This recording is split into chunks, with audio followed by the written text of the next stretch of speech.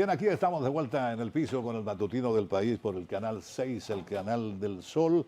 Gracias por seguir con esta conexión que día tras día iniciamos desde las 7 de la mañana hasta las 9 de la mañana de hoy. Vamos a recibir a nuestro primer invitado en el día de hoy, martes 23 de abril, al doctor Clemente Terrero, ya un asiduo visitante de nuestro programa, un médico, pediatra, epidemiólogo y un hombre al que generalmente consultamos sobre todos estos problemas que nos atañen y que nos preocupan enormemente, como esto ahora de la viruela símica, del dengue, que usted incluso tiene también mucha preocupación con respecto a los dominicanos, a los cientos, a las decenas de personas que pudiesen verse afectadas en el curso de este año. Buenos días, doctor, y vamos a hablar sobre esos aspectos que usted maneja perfectamente. Así es. Buenos días, gracias por invitarme al programa. ¿Cómo está todo? Dígame eso, ¿qué es eso de la viruela símica? Que yo no logro entender. Hablemos un poquito de eso antes de entrar al dengue, que ya manejamos. Sí, esto es producida por un virus. Generalmente existe o su principal portador son precisamente los monos, los simios, y porque la viruela humana hace muchos años que ya desapareció de la faz de la tierra gracias a la producción de la vacuna de la viruela. Sí. Y obviamente ya esta nueva viruela pues ha saltado de los simios, de los animales, precisamente a los seres humanos. Y ya hay muchos países, más de 43 países, bueno, que tienen brotes o incidencia de esta enfermedad, de la viruela símica, incluyéndonos a nosotros, la República Dominicana, donde ya se han aislado y se han confirmado casos de este tipo de viruela en la población. ¿Cuántos casos específicamente han sido detectados en la República Dominicana? Confirmados han sido en el año 2022 43 casos. Recientemente, a principios precisamente de este mes, había un brote de una enfermedad muy parecida o de posibles casos de viruela del mono en San Cristóbal. Incluso nosotros mismos teníamos una actividad en ese hospital que estamos recorriendo prácticamente el país. Hemos ido ya a más de 10 provincias a hablar de los brotes de virus respiratorio y se suspendió una actividad que había en el hospital de San Cristóbal porque precisamente se estaba tratando de evitar la aglomeración de personas, sobre todo en ese hospital, y evitar el contagio. ¿Ya se ha emitido alguna alerta para el tema de la viruela símica en el país? El Ministerio de Salud Pública ha estado haciendo algunas precisiones sobre este caso para tratar de que la enfermedad no se propague a otras provincias y a otras localidades del país. Y hasta ahora, la situación ha sido manejada con ciertos controles y éxito. Individualmente, ¿qué debe hacer la ciudadanía, doctor, con respecto a esta viruela símica para evitarla? ¿Y cuáles son sus consecuencias? Bueno, la viruela símica se transmite básicamente por contacto respiratorio, contacto físico, con mucosa, por contactos sexuales, contacto con las lesiones en la piel. Y obviamente en casos sospechosos las personas lo que tienen que tener es el cuidado debido de no mantenerse en contacto, en relación con esos casos, mantener distancia para evitar el contagio. Esta enfermedad es una enfermedad que no es como la viruela humana que existía antes, que era una enfermedad muy agresiva, muy mortal. Cuando llegaba a una comunidad, esa viruela humana producía prácticamente exterminio de gran parte de la población porque era muy agresiva. Pero esta viruela es mucho más leve. La tasa de mortalidad está por debajo del 1%. Okay. O sea que no es un asunto tan agresivo. Sin embargo, es importante darle seguimiento porque actualmente que conozcamos, por ejemplo, en términos así epidemiológicos, tenemos 3 virus que han saltado del reino animal a los seres humanos, circulando a nivel mundial. Tenemos el virus de la viruela del mono, tenemos el virus del COVID, SARS-CoV-2, que provino precisamente de un animal, y tenemos el virus de la influenza H1N1, que provino precisamente del cerdo en el 2009 y es la que actualmente está predominando en el mundo. ¿Cuáles son las demarcaciones donde se registran casos de la viruela símica en el país? Hay varios países, Argentina, Colombia, en el continente. Digo, aquí en el país, ¿cuáles son las provincias donde...? Bueno, está San Cristóbal recientemente, aquí en el Distrito Nacional, en el Santo Domingo, en Santiago, o sea, hay varias provincias que han estado presentando. ¿Y cómo yo puedo, qué tan rápido se presenta en términos físicos la viruela símica? ¿Cómo yo puedo saber cuándo una persona puede estar o no afectada de ese...? Es un poco difícil porque se parece a otras enfermedades que afectan la piel, que producen malestar general, que producen fiebre, y hay que hacer el diagnóstico diferencial con esas enfermedades porque lo que produce son, en la piel produce lesiones tipo ampollosa, pápulas, y eritemas, y entonces ya hay muchas enfermedades que producen este mismo tipo de afección. No obstante a eso, todas esas enfermedades que producen ese tipo de lesiones, dado el caso de que estamos en vigilancia de viruela símica, pues están dentro de los casos sospechosos. El mayor interés que tienen ustedes los infectólogos se centra básicamente, doctor, en todo esto que tiene que ver con el dengue, que según su percepción que vi reseñada en uno de los medios de comunicación del país, tiene el temor de que se incremente considerablemente en los próximos meses. Sí, es que, por ejemplo, vimos lo que pasó el año pasado. Realmente el brote epidémico más grande que ha tenido la República Dominicana en toda su historia. El anterior a este fue el 2019, que tuvimos 20.000 casos, y ahora, por ejemplo, en el año pasado, 2023, tuvimos 27.972 casos. Mucha gente afectada. Superamos con más de 7.000 casos por encima, y eso que fueron nada más prácticamente 4 meses, porque fue septiembre, octubre, noviembre y diciembre. No fue todo el año, como ocurre en todas las otras epidemias. Sin embargo, todavía, por ejemplo, tenemos la presencia del serotipo de virus que produjo la epidemia, que es el serotipo 3. Actualmente el 67% de los casos de dengue en el país son producidas por ese serotipo. Pero el temor, y es lo que hemos estado hablando a nivel nacional, es que aparezca un nuevo serotipo de virus dengue y entonces provoque un nuevo brote, porque teníamos varios años en confinamiento en la casa y esa pandemia de COVID realmente alteró todo, todo. Entonces estamos partiendo de cero hacia adelante, así que cualquier cosa puede aparecer, aunque teníamos ya conocimiento de que las epidemias de dengue se presentaban cada 2 a 4 años. Sin embargo, después de esto no sabemos si puede ser todos los años, durante varios años, o si hay algún otro ingrediente más que se pueda presentar con relación a esta enfermedad. Las campañas que se han ya puesto en marcha, ¿cómo van, doctor? Si son suficientes y si se está haciendo lo correcto en esta etapa de inicio de lo que pudiera ser una agresiva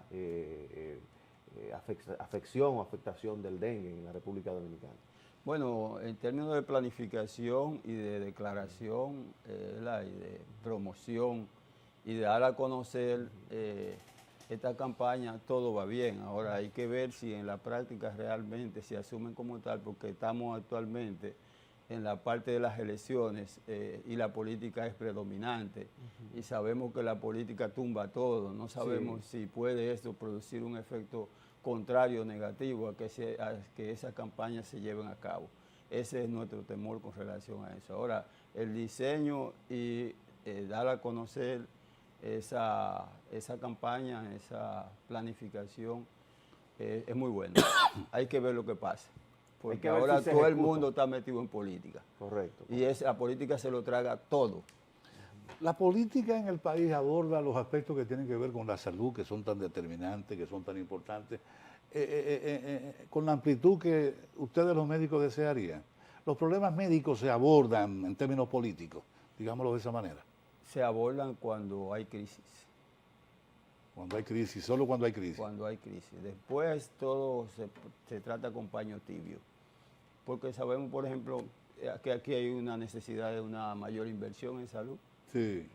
Estamos invirtiendo el 2.1, 1.9, el 2.2 y debiéramos invertir por lo menos el 5% del Producto Interno Bruto. O sea, ya desde ahí se ve que realmente no hay una intención de querer resolver el problema de salud de la República Dominicana porque la mayor inversión es en la política y no en la salud.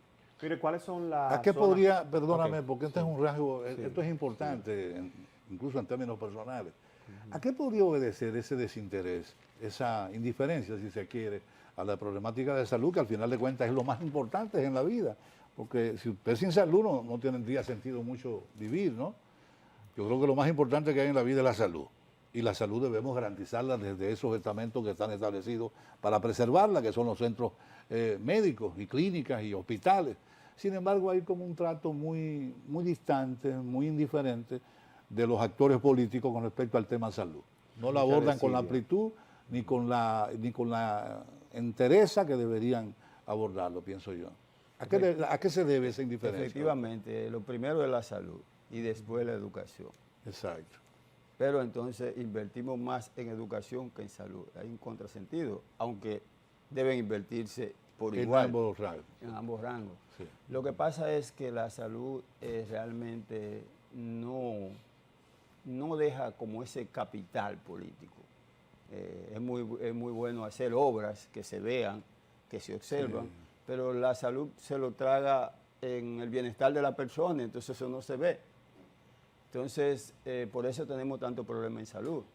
Y obviamente yo siempre he pensado que para un país el capital más grande es precisamente la salud. Para mí incluso eso es fundamental. Para las empresas y para También. ser mejores, para que seamos más desarrollados. Si usted no tiene salud, no puede pensar, no tiene condiciones para pensar, ni siquiera tiene motivación para pensar. Interés, exactamente. No tiene ningún interés. Es decir, que es necesario para mejorar como país invertir en salud, trabajar por la salud, para que seamos un país más próspero, seamos un país más competitivo y seamos un país donde la gente viva con mayor dignidad y calidad. Pero ¿a qué puede obedecer ese desinterés? Básicamente porque es inconcebible. ¿Será que ellos tienen la ventaja y la posibilidad de poder moverse hacia otros países y atencionarse de las dificultades propias por las que pasa cualquier ser humano? Y la población tiene que verse forzada u obligada a tener que ir a un hospital Moscoso Puello a atencionarse una patología. El que tiene dinero puede acudir a otros lugares fuera del país e incluso aquí, por ejemplo, en la República Dominicana hay una gran desigualdad porque tenemos, por ejemplo, los que tienen seguro, los que pueden tener un seguro, que pueden ir a un centro privado o a un hospital de mayor nivel, y tenemos los que no tienen seguro o tienen un seguro subsidiado. Entonces son los que van a los hospitales y uno sabe las precarias condiciones de los hospitales de la República Dominicana y por eso tenemos muchos problemas en términos de demanda y en términos de todas esas cosas porque esas malas condiciones arrastran todo ese tipo de males en el sistema de salud que afectan obviamente a la población, a los pacientes, a las personas y afectan también a los proveedores de salud. ¿Cuántos casos, volviendo al tema del dengue, cuántos casos de dengue hay registrados hasta la fecha? El último informe hablaban casi de 7.000, 6.000 y algo, 6.900 casos. Pero ya debemos estar por encima ya de los 8.000 casos. Los 8.000 casos.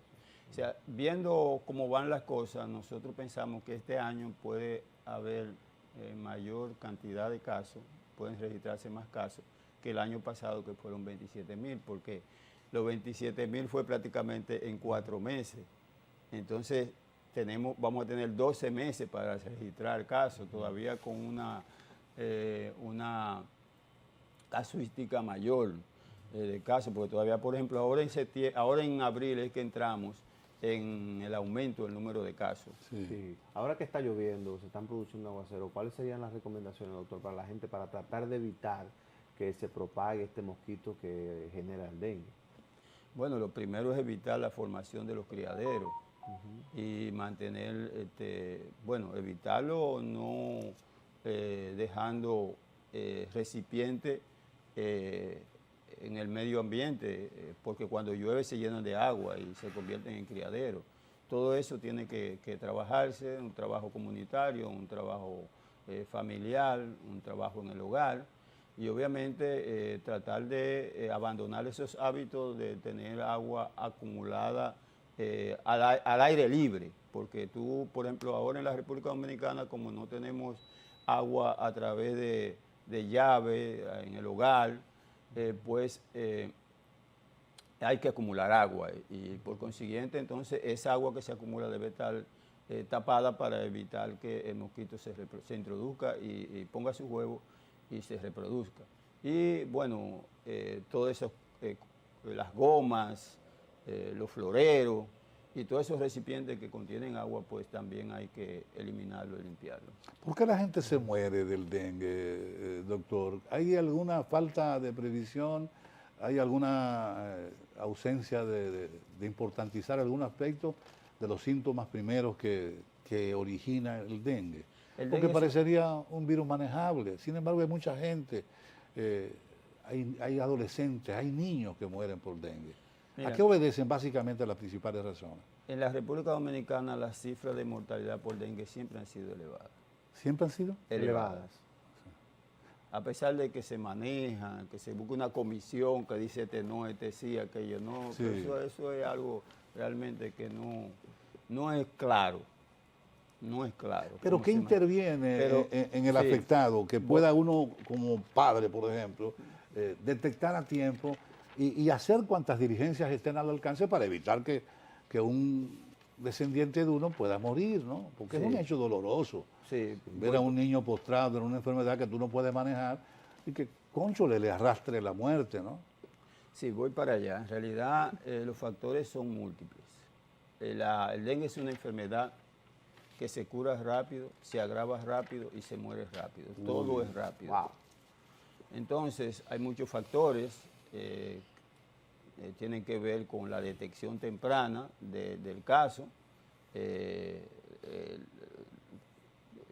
el ingreso temprano, la detección, por ejemplo, de riesgo, de los signos de alarma o de agravamiento o signos que signifiquen que el paciente se está deteriorando. Eso es muy importante, que debe tenerlo el médico. También es multifactorial, tiene que ver con la educación de los padres, de sus mismas condiciones económicas que tienen los padres, de la accesibilidad al servicio, tiene que ver con las condiciones del centro en que lo manejan, la capacidad resolutiva del centro. O sea, es multifactorial. Y obviamente también hay un factor que tiene que ver con la virulencia del virus y el otro con las condiciones autóctonas de cada persona. Doctor, usted ha sido siempre ya pasando en otro ámbito, un gremialista, miembro del Colegio Médico Dominicano, aspiró incluso a la presidencia de este órgano. Hay una lucha ahora del Colegio Médico con respecto a las demandas que han surgido de algunos centros de salud que han sido demandados por mala práctica médica y que obviamente han tenido que responder judicialmente ante demandas de pacientes. Estas protestas del Colegio Médico, su posición, usted se ha unido a ellas, ¿qué hay en todo esto? Bueno, lo primero decirte o afirmarte que sí, que somos gremialistas, que hemos participado en las contiendas electorales y que vamos a participar en las próximas elecciones del Colegio Médico como candidato. Ajá. Sí, vamos a participar. Primicia, ¿verdad? Y vamos a ganar las elecciones. ¿Sería la primera vez que usted participa? No, yo ya había participado. participado. Ok. En realidad, las demandas se veían venir. Ajá. Sí, se veían venir. porque el sistema de salud de la República Dominicana se ha ido privatizando y entonces ahí hay dinero. Y entonces, donde hay dinero, pues tenemos personas que entienden que si algún daño se ha producido, debe resarcirse con dinero. Tenemos los abogados, la misma persona. Bueno, y eso ha sido debido a la privatización del sistema de salud en la República Dominicana. Por consiguiente, lo que estamos viendo hoy, como le decía, era de esperarse.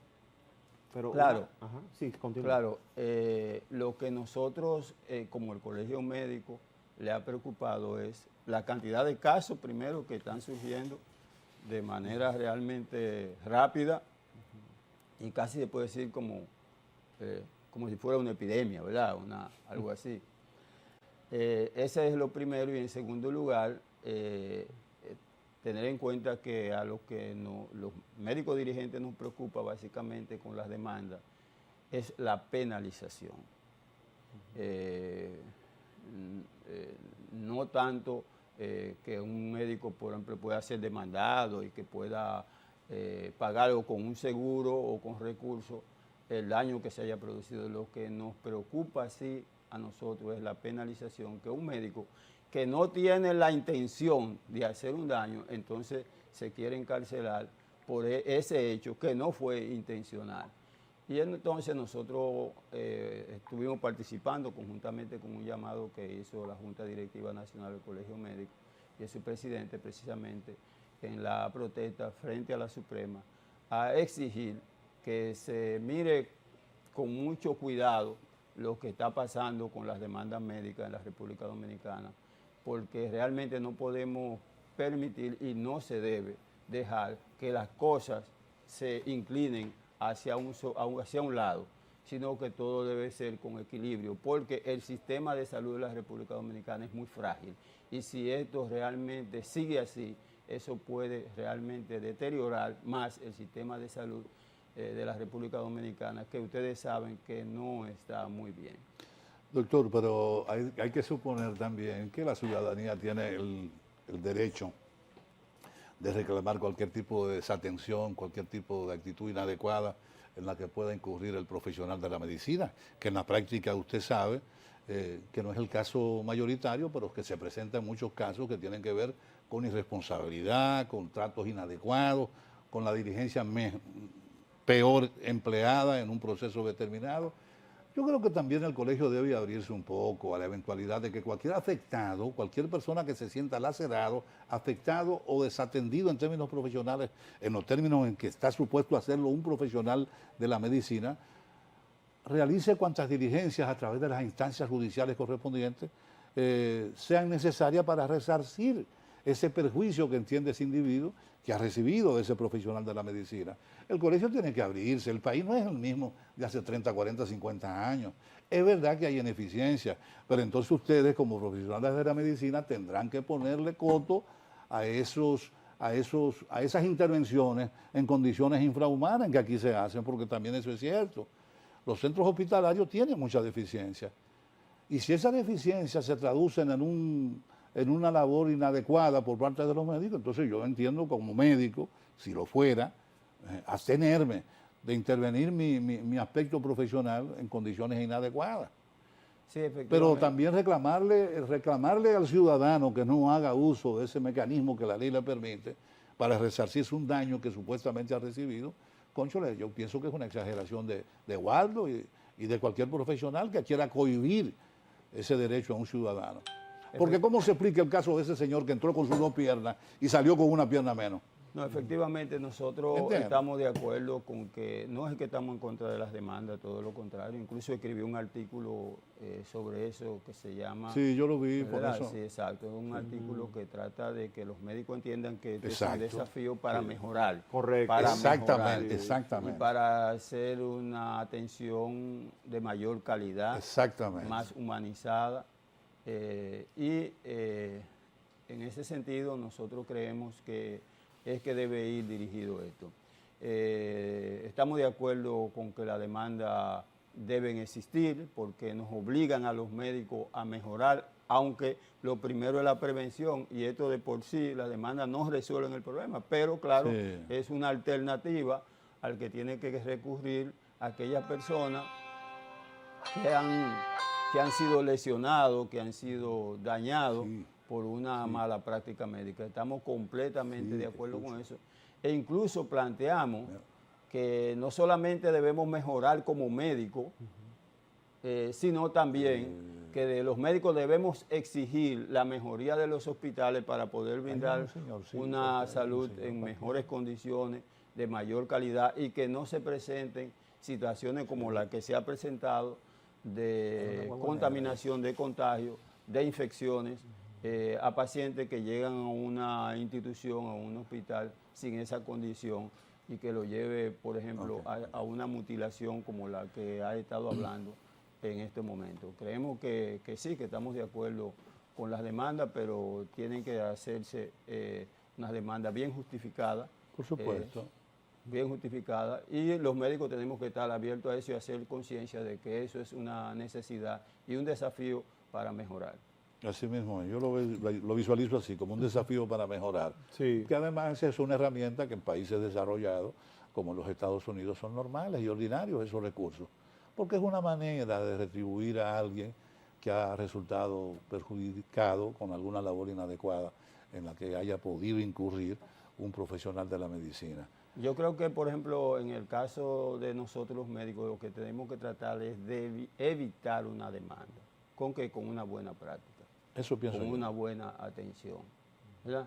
De humanizar la salud. Y realmente esto se hace con conciencia, teniendo conciencia de su papel como médico. Y saber que primero está el paciente, Sí, que el dinero.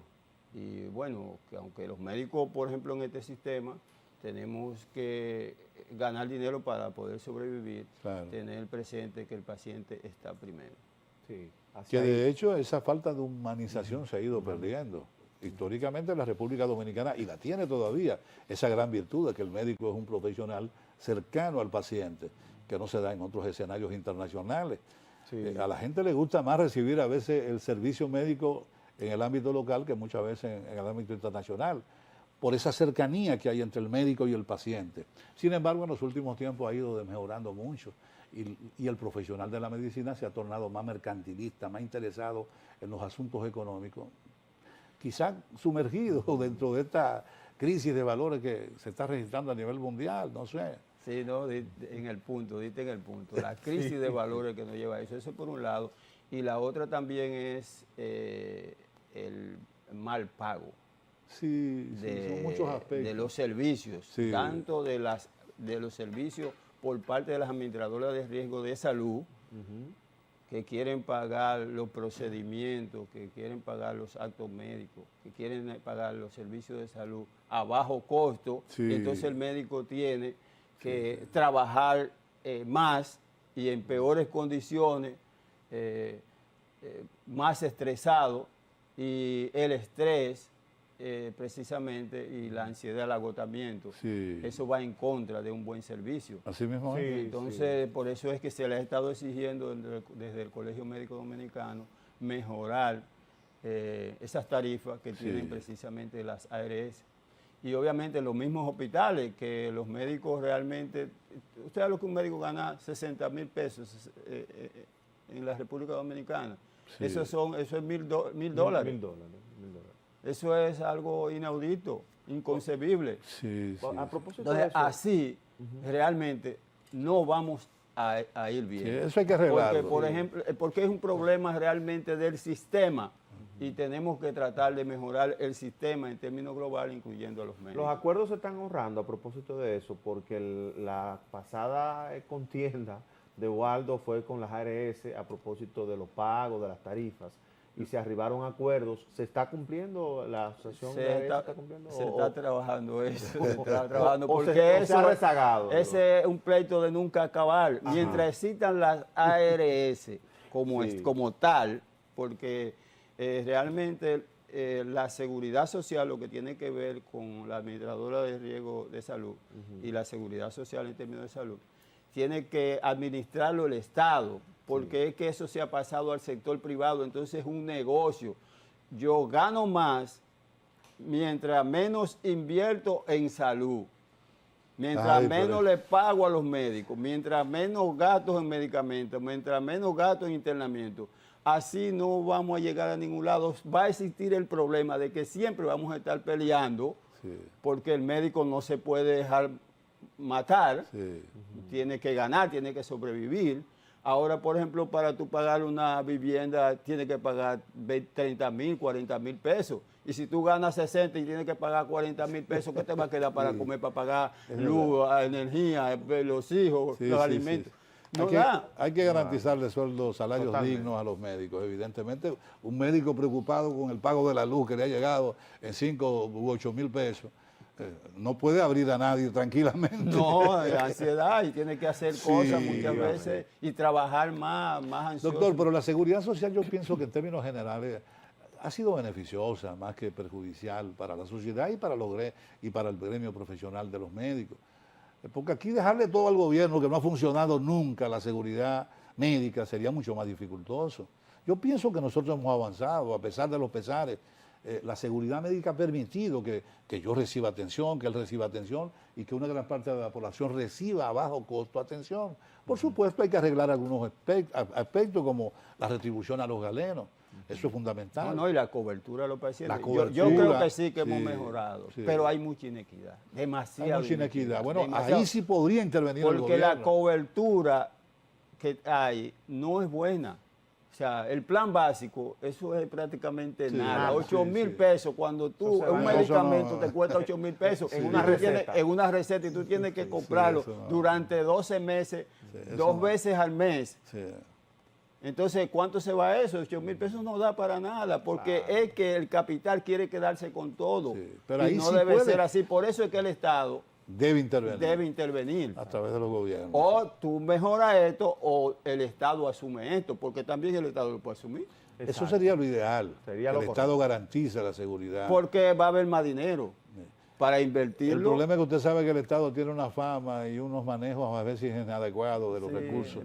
Y entonces, quizás los médicos tengan la necesidad de forzar la discusión en torno al tema salud, que también ha estado mucho dirigido al sindicalismo meramente, a retribuciones y a una serie de aspectos, pero quizás la problemática, y es una simple idea que le lanzo, quizás tenga que ver con que ustedes hagan que los políticos se comprometan a asumir un rol más protagónico con respecto a la salud. Creo que sí, que los médicos hemos estado más en la parte que tiene que ver con la lucha salarial y otra cosa. Pero eso cuando yo llegue a la presidencia del Colegio Médico va a cambiar. Bueno, pues muchas gracias al doctor Clemente Terrero por habernos acompañado en la mañana de hoy. Siempre es grato tenerlo por aquí, doctor, y que nos ayuda a comprender todo esto que tiene que ver con la viruela símica, que ya ha hablado bastante, y con el dengue. Con respecto al dengue, una última acotación que usted quiere hacer que sirva de motivación para todos los televidentes que nos están viendo en este momento. Bueno, decirle a la población dominicana que tenemos el riesgo de que esa enfermedad también este año pueda producir muchos estragos. Por eso le solicitamos a la población que se integre a las labores de prevención, de eliminar los criaderos. Y obviamente cuando una persona, un familiar, un hijo presente fiebre, llévelo al médico. Y si el médico lo ve y no piensa que puede ser dengue, dígale, mire a ver si puede ser dengue, porque el dengue tiene que detectarse temprano para que se pueda salvar. Entonces eso le queremos recomendar a la población dominicana. Muy bien. Gracias, doctor, por acompañarnos en la mañana de hoy. Hacemos una brevísima pausa comercial y retornamos inmediatamente con un siguiente invitado que ya está con nosotros aquí en estudio.